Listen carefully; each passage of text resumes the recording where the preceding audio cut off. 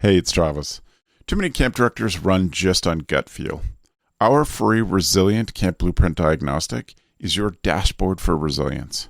Take it today at camp.mba/Travis.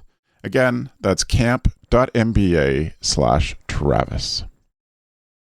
When I ask any camp pro about their camp experience, they are full of stories. Rarely do they talk to me about insurance or prepping training. They're always talking about their stories. Today on the CampHacker podcast, we're going to talk about multiple memorable moments being mandatory. This is CampHacker. Come find our show notes and our blog for camp directors and leaders at camphacker.tv.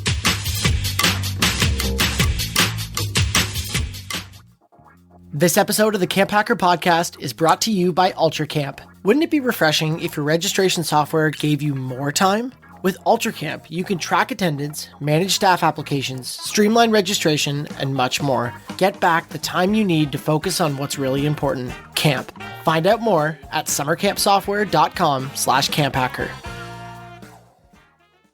Hello, everybody. Welcome to the CampHacker podcast. My name is Travis Allison. I am a summer camp marketing and strategy consultant. I help camps translate what we do so that more families insist on sending their children to summer camp. Hi, everyone. My name is Chris Hudson. I am a social worker, and I am also the camp director at Camp Highlight, a sleepaway camp for children who have LGBTQIA+ parents and caretakers. And my name is Gabrielle Rail, and I'm one of the camp directors at Camp Waro. Camp Waro is an all-girls camp in the Laurentian Mountains of Quebec, Canada. And we focus on creating a positive female community while doing that in English and French. My name is Joe Richards. I am the executive director at Pierce Williams Summer Camp and Retreat Facility in Fingal, Ontario. And we are part of the United Churches Camping Network across Canada. And I am here. Excellent. Good intro, Joe. Welcome to the show, everybody. I am welcome to a silly Thursday afternoon with the CampHacker crew.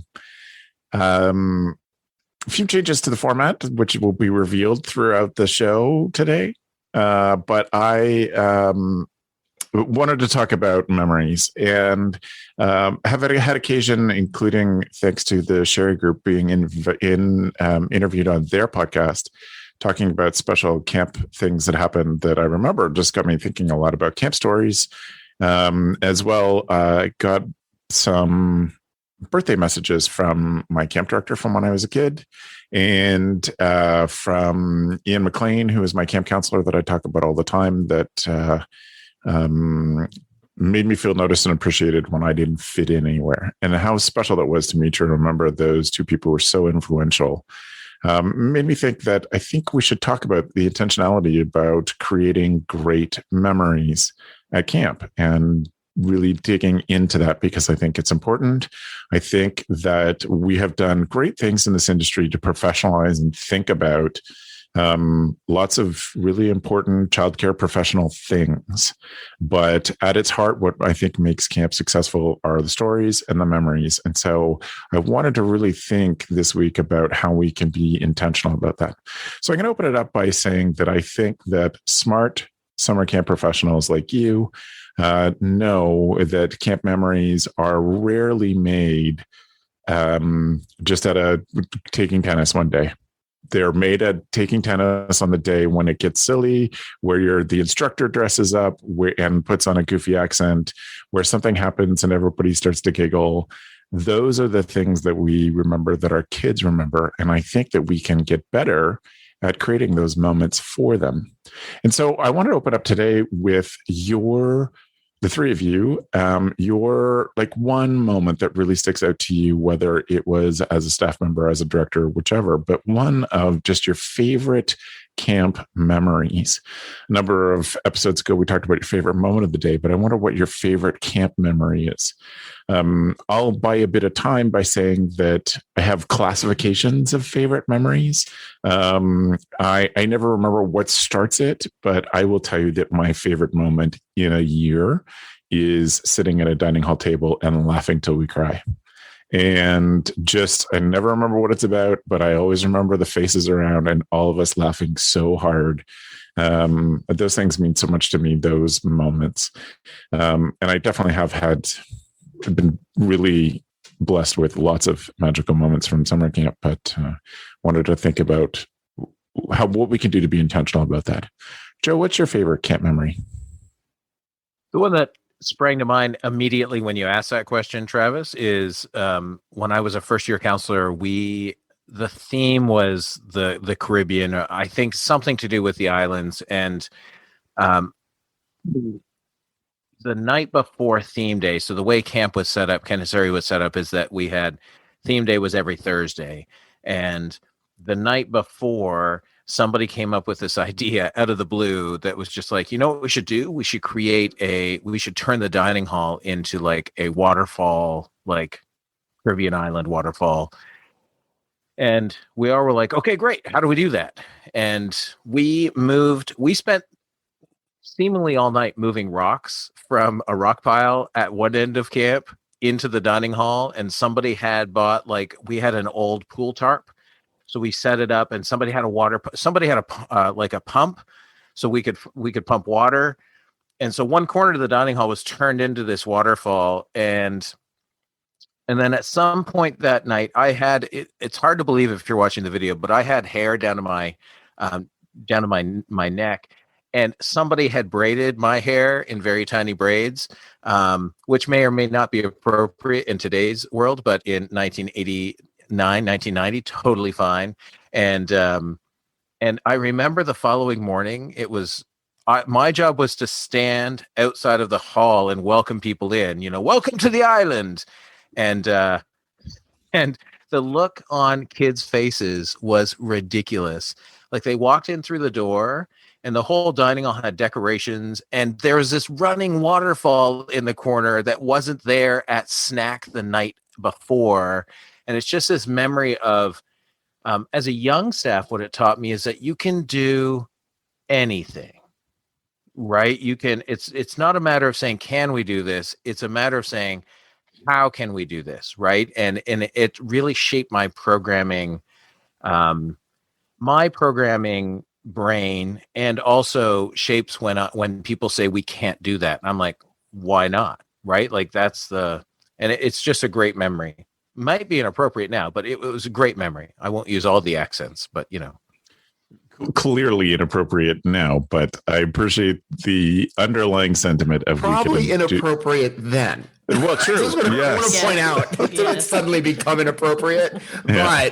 But I'm glad that sounds like an actual. I would love to have seen that. Do you have pictures of that, Joe? I have no pictures of it because I didn't come from a family that was rich enough to have a camera. Oh, all right. Well, but your brother has access to the photo archives. That's the thing about cameras. If you want luxury, you have to pay for it. You know what I mean? Yes, that is it. Excellent. Gab, how about for you? I can't get the image of Joe out of my head at the moment.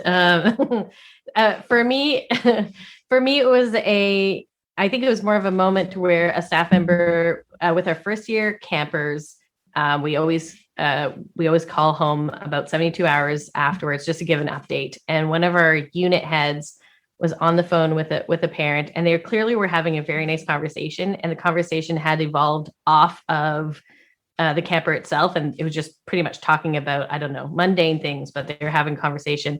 And the unit head said to the parent, I'm sorry, I have to get off the phone because I need to go to a balloon funeral. And she said it very seriously. And then she hung up the phone. And then another unit head said, did you just tell a parent that you're going to a balloon funeral? And she was the section head of our youngest kids. And of course, one of our cabin groups had a balloon that they adopted, named. It has now deflated. They're very upset about it. They've organized a funeral for this balloon. And that was the time that she was going to do it. And so the two unit heads started laughing, and then the entire office started laughing. And somebody was like, you should call this parent back because, she doesn't know what you're talking about. And just everybody's tears were just, and because she said it so seriously, because she was like, I really need to go. I have a balloon funeral to go to. Another person in the office ended up calling the family, just saying like, this is the situation. There's nothing negative that's happened at camp or anything like that. And the actual balloon funeral was amazing. Like they had it in like one of the wooded areas of camp. Every single camper spoke. Campers looked like they understood each other. Our campers are French and English mother tongue. So often younger campers don't have full-on conversations with each other without at all understanding each other. So it was very sincere. But I think just that moment of people taking their job seriously and they take what kids are going through seriously, but the ridiculous of it all. And it was just a tear fest in the office of uncontrollable laughter, and then us heading to the balloon funeral and somebody having to call a parent back and say, this is what we're doing. So it was it was a small little moment, but it was funny, and it was also really special. Right. Very campy. Mm-hmm. Chris? When you asked the question, I wasn't going to tell this story, but it is the first thing that came to my mind. Like, picture it sometime in the 90s. I was still young, and it was probably my first or second year at a 6-week camp. And I had a group of kids, and we had been ramping up to the Olympics. We were doing the Olympics at the end, and it'd be like one cabin versus, we had floors then, but it was one floor versus another. And I'm a super competitive person. So I was like hyping the kids up the entire time. Like, oh, we're going to do it. We're going to take the gold. Like, we are the best. But at the same time, the thing that I always work with the kids is like, we are a brotherhood. We take care of ourselves. We take care of ourselves, and we take care of each other, which is how we take care of ourselves. Our community is important. Like, always extend your hand, always be helpful. And, my kids were always the ones going around the dining hall, like helping kids out and everything. It was great. So the last week we had the Olympics, and we were doing well, and we got to the relay race, and, my kids were like killing it. And like between the second and the third leg, like Vincent like falls and like does like a full roll and slows him down and hands off the baton. And Paul grabs it, starts to take off, stops, turn around, helps Vincent up, and we lost. And they were so devastated, but I'm like trying to hold back tears because I couldn't believe that happened. And it's really like the roots of what I do now, as far as the curriculum that we use.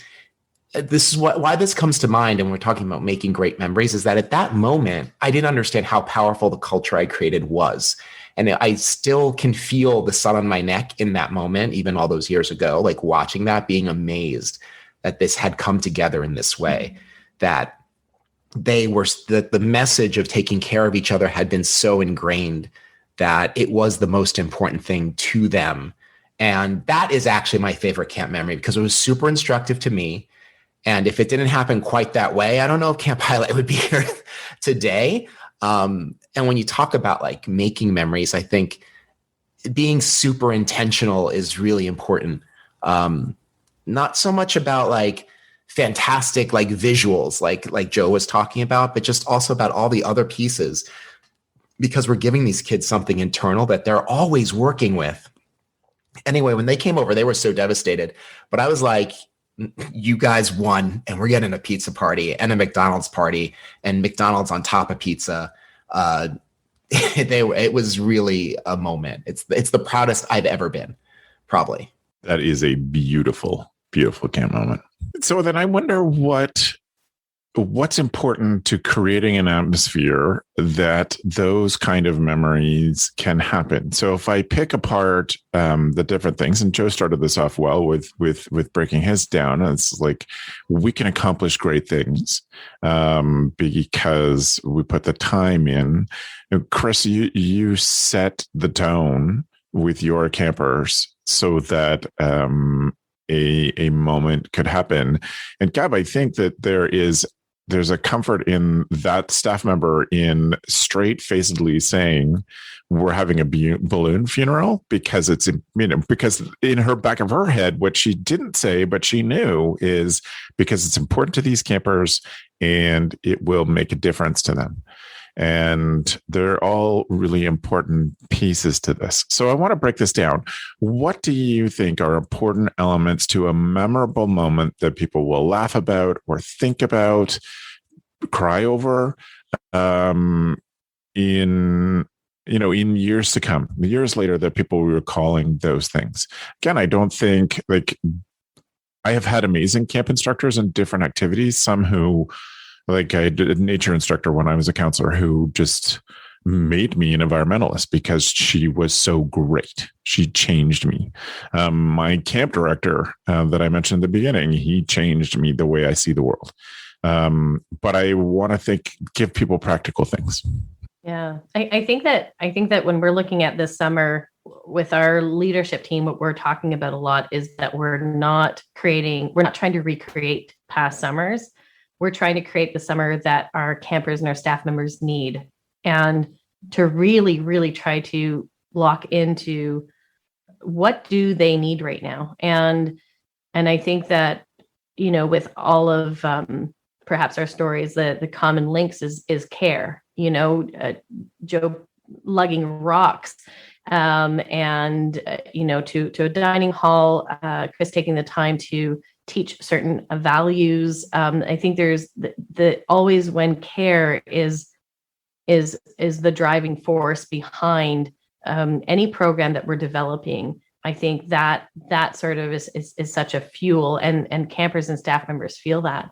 And I think that with the summer that we're walking into, I think a lot of us want to hold on to some of those magical moments that campers have experienced and staff members have experienced in the past. And even maybe some of those programs that are those huge camp event programs. And my thought process behind it is not to try to recreate those in a way that's less than that program. It's to evaluate and say, is this what they need right now? And can we put pause on that program and revisit that program maybe in summers to come, but to set the expectations for our campers and our staff members that we're going to do amazing, amazing things. And it's not going to be the same necessarily as past years, but it's still the same people, and it's still the same people that care. And to allow your staff to sort of dream, what could that be? And what do our kids and staff need? Yeah, I know that everybody wants to talk on that one because it was so good, Gab. One of the things that I learned, Joanna Warren Smith did a big survey of people who did run last year, and she and I did a course in this fall about the lessons from that and how we can prep for the summer. One of my biggest takeaways from that is that everybody who ran last year had to modify their program. Mm-hmm. They couldn't offer the big flashy things that their camp was used to. And a lot of people, one of the biggest modifications was that kids could not do individual programs. They had to be in a unit, and that unit had to stick together. And that was just a health requirement. The thing that was so strong coming out of the results of that survey is how appreciative those staff and campers were of getting to spend time with a focus group of people, getting to know them better. Yeah. So those kids didn't get all of the jumpy, splashy, bus trippy kind of things that they had in the past, but they had an amazing summer because they focused on the small community. Yeah. They focused on the small group. And I think that is powerful. And you're talking about intention. I think that every camp can do that if they're intentional about building those small groups, making sure kids feel like they fit in, making sure that they're a part of something in that small way. Mm-hmm. I want to add to that intentionality. Intention is sort of like my watchword. If I ever write a book, it's going to be about intentionality in camping and in camp programming. I think if you want to create an environment where you get great memories, you have to be extremely intentional about that. And not necessarily like, oh, everyone's going to walk away with this with great memories, because that will just drive you insane. The intentionality, I mean, is around what your program is, like creating the environment and being really serious and genuine about it, and being very serious about whatever it is. Like if you do not take whatever values that you are sort of injecting into your camp program seriously, the kids will know. The kids have BS detectors that are 100%. But if you are 100% into whatever it is that you're doing, they will feel comfortable getting into it as well. If you can create that environment, then totally you can build programs like or visuals like Joe is saying, like that experience, that now problematic experience of the Caribbean. But I mean, that's something that they walked in, they were like, wow. And that's an environment that you created. And that's wonderful. The other thing I would say is, like, after you do all that work in your schedule, make sure you have free time, because that's also where the memories happen, right? We can't go in and be like, okay, we're going to design amazing memories for you. No, we are facilitating that. So once we have the intention down, and once we're serious, and once we're genuine, make sure you have free time in your schedule so the kids can find the time to make their own memories in that environment.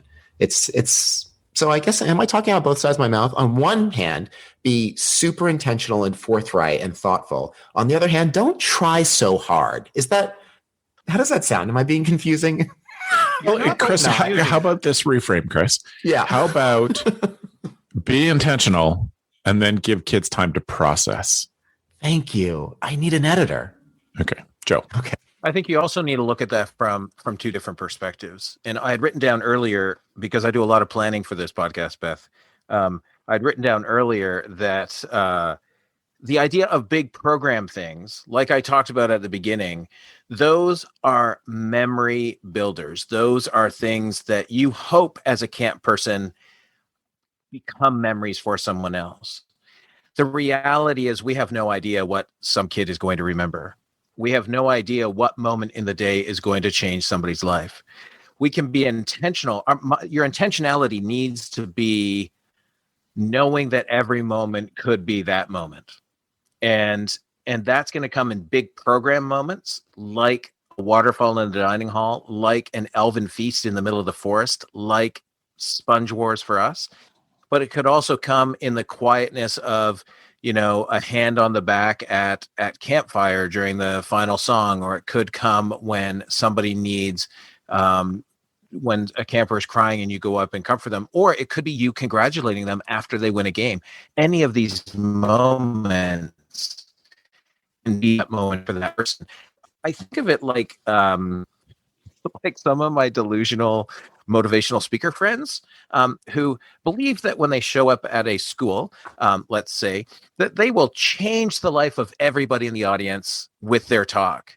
And I find it very difficult to believe that I'm going to change everybody at camp's life, right? We often talk during our staff training about this idea that if you affect the life of one child positively this summer, you've done your work, right?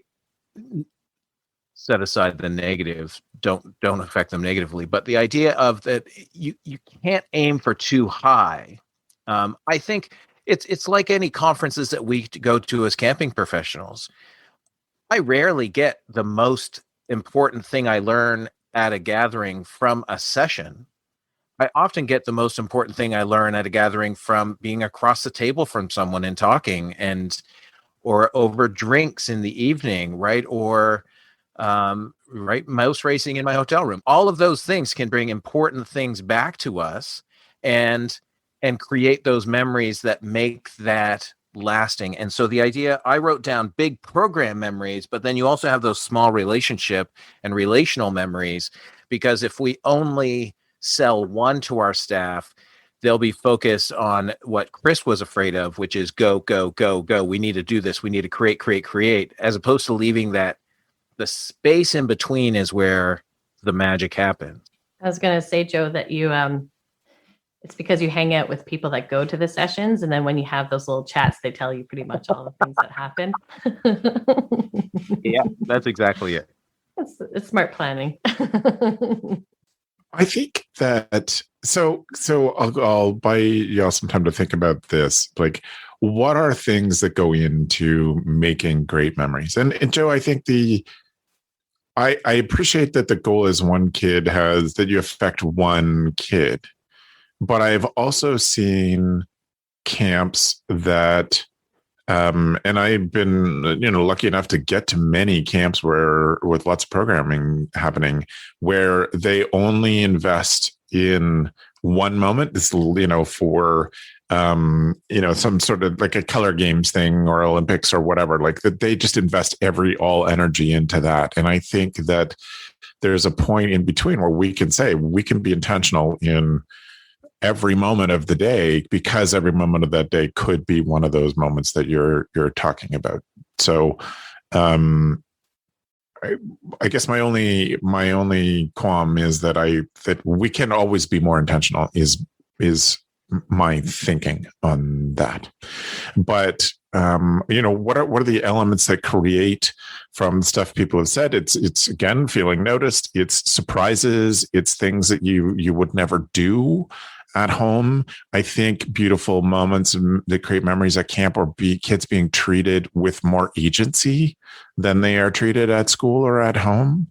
So you hear kids or staff, I've been a camp director long enough that I've been to a lot of staff weddings and been thanked in their speeches because I taught them how to do a handshake.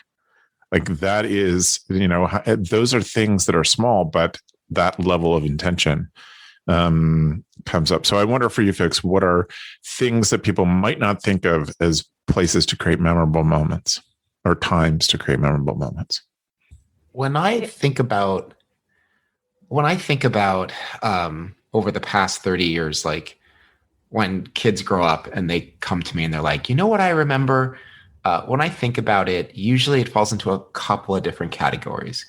Usually it's some huge it can be some huge Harry Potter-esque fantasy LARPing, like some sort of creation, like an event or a visual or something.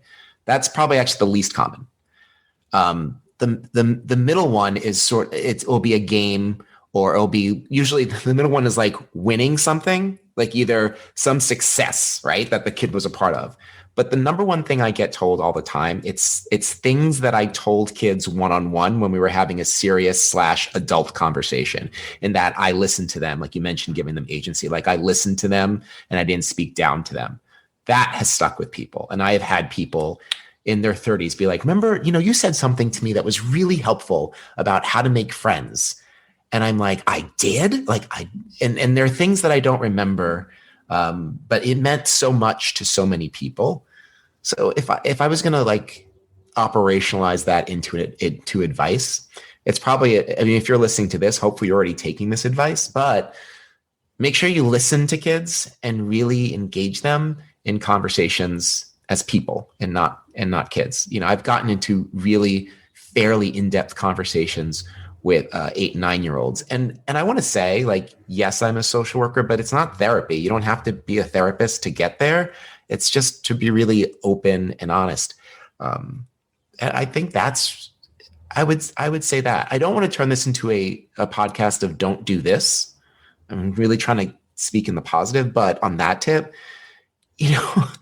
be really careful that you are not dismissive, and be also, I want to say, really careful that you have made a plan for all those events and visuals. Please rehearse that, because the one thing that I find kills a memory that's being built is when staff is not prepared. Like staff, you have a really great idea and then it comes out shoddily because you either didn't take the time to rehearse it or you didn't take it seriously enough. It's just like a Hollywood production. That's how we walk into all the stuff that we do at camp. Like we have like complete write-ups, we have rehearsals, and the whole thing. So that's the two things I would say. Like make sure you rehearse, and also, be genuine. Talk to kids like they're people.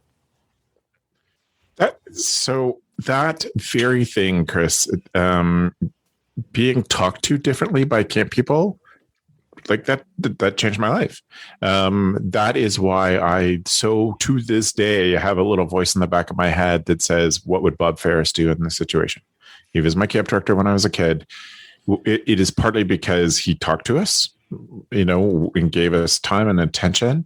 But it's also because when I was 14 and 15 years old, we did full day immersive program experiences that Bob wrote. And, when I was 14 years old, we had a full day program. We got woken up kind of rudely, really early, and we were made to do a test. Can you curl your tongue or can you not? And then we're divided into two teams. And it was a full day lesson on how people are judged. It's a full day practice going through lived experience of all this. I realize now that we basically were doing full day LARPs of what's going on in the world.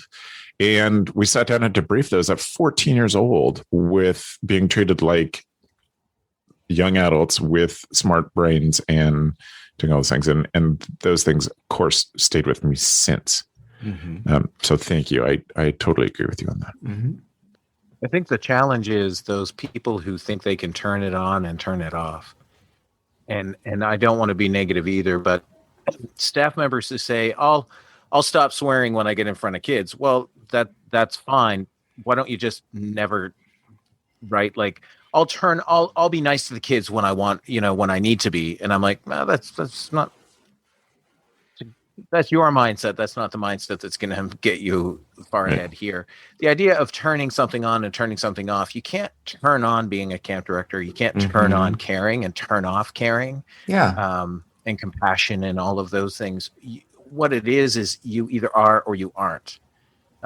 Or you are, or you're trying to fake it, right? Like there's a whole bunch of things. And I think that when we talk about that, it's right. I really strive to give campers things that can't happen or don't happen at home. So from a program end, that's easy because a lot of what we do, and I grew up in a camp that had zero money for any program. There's no canoeing, there's no sailing, there's no ropes, there's nothing. It is just us making up stuff. But like when we take a kid and you show them, I don't even know the name of the weed, the jewel weed that jumps that pops open when you put heat on the seeds. It's the small things that these kids who live in non-farm settings most of the time, non-country settings, are amazed by. I'm still amazed today that adults get fascinated by seeing deer when I see deer all the time. I'm fascinated when I see a deer skull on the ground because a coyote pack has attacked it. And my daughter finds it when she's on a hike by herself and then brings the entire family last week to come and see the deer. I was like, okay, great. Is that dark or is it just me? That's not. It's okay. It's the part of the story, Chris, is from an education standpoint. Yeah. Our son did the same thing when he was 8 years old. He had a little DSi video game console.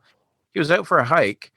He found a deer that had died. He came home, got his DSi to go take pictures of the dead deer. And me and my wife were like, okay. And it's not even 100 meters from our house. It got hit by a car.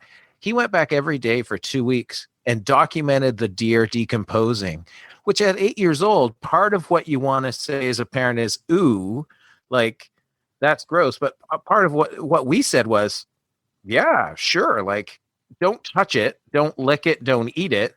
And you keep sensing that thing. You should grow up to be fine. So I think it's this idea that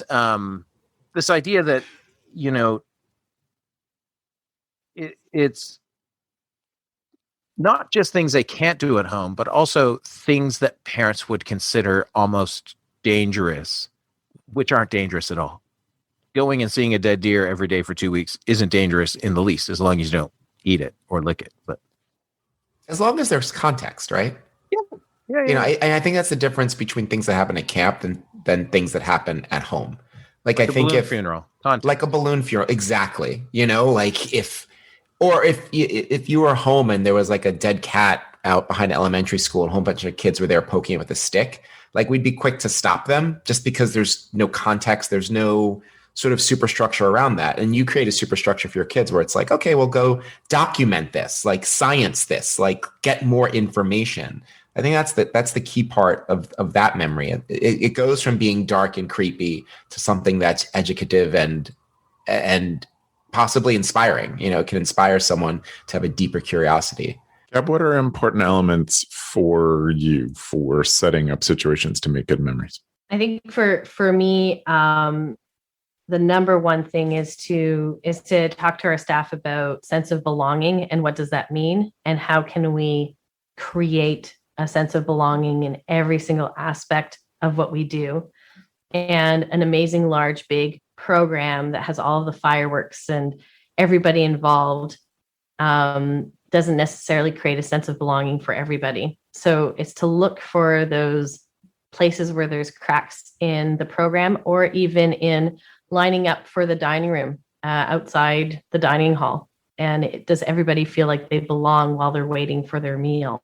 Sure. And for me, that's number one. And then number two, to connect to that would be probably, belong to something special.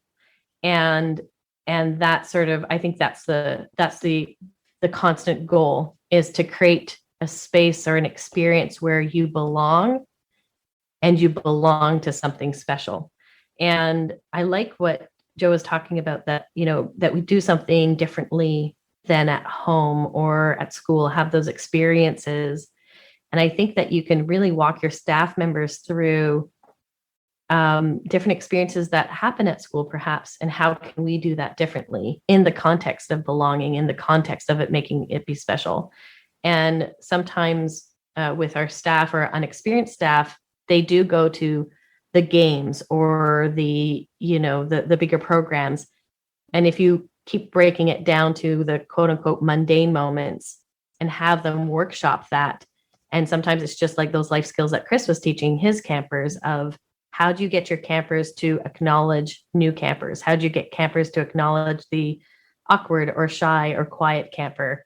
How do we have those conversations and help them workshop through that? But I think having that context of belonging and belonging to something special. And I think that can really help also with this summer moving forward, whether you ran camp last summer or you couldn't, or you can't run camp this summer. Is there a way that you can still create that experience of belonging? That, I think, is a great place for us to end this discussion. Thanks for putting a bow on it, Gab. That was wonderful. So therefore, it is time for me to talk about our sponsor, UltraCamp. We want to thank UltraCamp for being with us and supporting the CampHacker podcast.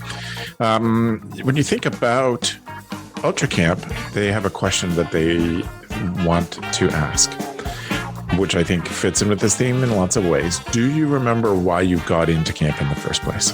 Because sometimes all the busy work, all of the answering emails, all of the calling to get quotes, all of those things associated with running camp keep us from seeing why we are here, why we're a part of this job. And UltraCamp helps you get back to what you love and why you were involved in camp in the first place. So what does this mean? It means that you are not stressed about budget stuff. With UltraCamp, they have a low minimum entry price. They have clear pricing with no hidden costs. They have some great flexible payment terms and no long-term contracts. So you are able to evaluate the value that UltraCamp offers your camp and make a decision and get out of it if you really need to. Exclusive to the CampHacker podcast listeners, UltraCamp is offering for limited time only, a free setup with UltraCamp. So if you think all this stuff sounds too good to be true, please talk to them. Give them a call. Sign up on their website at summercampsoftware.com/CampHacker, and CampHacker is all one word, because I'd love to show you a future where you can finally have the time to get back to what's really important, looking after kids and making memories. So I want to thank UltraCamp for that. And this gives us a chance to move on to our snack of the week. Snack of the week.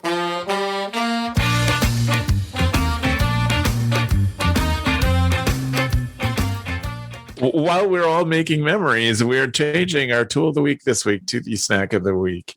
So what is your favorite snack, Gabs? 100%. And it's not a snack, it's a tea, but it's amazing. It's a Bengal spice tea. And when we ran camp 2 years ago, I brought it in because I thought it was amazing. One of my best friends from camp said, I think you're going to love this tea. It's spicy. It's sweet without sugar. I'm fine with sugar. I'm not saying don't have sugar. I'm just saying it doesn't have sugar. And I was like, this is amazing. And I thought I would, get tired of it because I was drinking it so much. Not true. I still love it. And I introduced it to my leadership team and they loved it so much that we had to purchase like boxes and boxes in our like small town. A grocery store was just out of it. And we've just, every time Jackie, our executive director, finds Bengal spice, she buys it for camp because we are all obsessed with it. It's delicious. That's excellent. Thanks, Gab. I have to say, I love that tea. Yeah. And I got it last time I was in Ottawa. I found it and I was like way into it and I can't find it stateside. I don't know what that means. We'll check that. We'll check the link and you can buy it. Yeah. But yeah, it's fantastic. It's seriously, I'm like addicted. So good. So good. Keep it going, Chris. What's your snack of the week? I am so excited about this because if you're anything like me, you have been inside. I'm hiding from a deadly worldwide pandemic. And during that time, I have consumed, if not pounds, possibly metric tons of snacks. And we could do the whole episode on this, but let me keep it cute. There's two things I want to recommend. First of all, Honey Nut Cheerios. Remember Cheerios? You ate them when you were a kid and you loved them. Then you moved on to other things like, as you grew up, you moved on to like, alcohol. But let me tell you something. Honey Nut Cheerios is exactly where it's at. It's the right amount of crunch and it's just enough sweet. It's perfect. And if you're anything like me, 2-3 boxes in a day. That's true. And the other thing I would recommend is chocolate chips. Just buy a bag of chocolate chips. If the person at checkout gives you, it's like, oh, you baking something? Just go, but really you're going home, you're ripping that open and you're just eating them like they were Skittles. So there you go. Don't bother with M&Ms. You don't need a candy shell. Just get to the chocolate. It's what you're there for. So be honest about it and consume an entire bag of chocolate chips. You'll thank me. There to go. Love it. Joe? That's awesome. My favorite snack right now is from a peanut shop close by to me called Picard's. And they sell wasabi chip nuts, which is a peanut wrapped in a shell that is covered in wasabi. And it's crunchy and it's good and it's tasty and it's just enough spice. Occasionally I get one that'll clear my nostrils. And that's what I'm looking for. I'm just like, great. Costco used to sell wasabi covered cashews at some of the stores in Toronto, and but wasabi peanuts from Picard's, amazing. Excellent. All right. Well, thank you all for that. My snack is a birthday present from a camp friend. It is bourbon barrel aged maple syrup. And Darby recommended it on vanilla ice cream. I don't believe in vanilla ice cream, but I believe in chocolate ice cream. Chocolate ice cream with bourbon barrel aged maple syrup is going to be a thing that I will consume in a very short period of time. I'm excited for that mix of smoky flavor and chocolate. It'd be great. So there you go. We, if you want to find any of these things or order in the bagel spice tea from Canada, go to see our show notes at camphacker.tv/podcast. You can search for Snack of the Week, since this will be the only show so far that has Snack of the Week in the podcast feed. And check that out there. But I want to thank my co-hosts for sharing their great, wonderful camp stories and thinking about and sharing with us the great ideas for how to make camp memorable for our kids. Joe, if people want to get a hold of you to follow up? If people want to get a hold of me to follow up, they can email me directly, joe@campisbetter.com. Life is good. Camp is better. Excellent. Gabz? You can check out where I work at waro.com, ouareau.com. And you can email me at info@waro.com and follow me on Instagram at Gabrielle Rail with 2 L's. Thank you, Gab. And Chris? You can find Camp Highlight on the interwebs at www.camphighlight.com, on Instagram at Camp Highlight. And you can also reach me, Chris, at Camp Highlight, or on Instagram at PlanetChris1. Excellent. Well, again, thank you to the three of you for a great show. Again, if people are interested in the notes and want to find our snacks, go to camphacker.tv/podcast. This unusual formatted show might be a good time to also tell you that you can leave us an honest review by going to iTunes and searching for CampHacker, or by using your app and seeing how you can leave a review on whatever podcast app that you use. Thanks for the evening, friends. The Camp Hacker podcast is brought to you by Beth and Travis Allison, summer camp leadership training and marketing consultants. Thanks for listening. Camp Hacker, bringing your world into focus. Hey Camp Pros, we love that our industry is built on sharing. In order to foster that spirit, we hope that whenever you share an idea that you learned from the Camp Hacker podcast, conference, summer camp professionals group, or wherever else, that you're quick to give credit where credit is due. That way, we can all encourage more Camp Pros to share the tips and tricks that will make camp better. Hey, it's Travis. Camp directors often tell me they're just too tired to take on anything new. That's exactly why my free Resilient Camp Blueprint Diagnostic exists. It doesn't add work, it shows you progress. Quick, free, repeatable, you'll know if your systems are paying off without the guesswork. Try it today at camp.mba/Travis. That's camp.mba/Travis.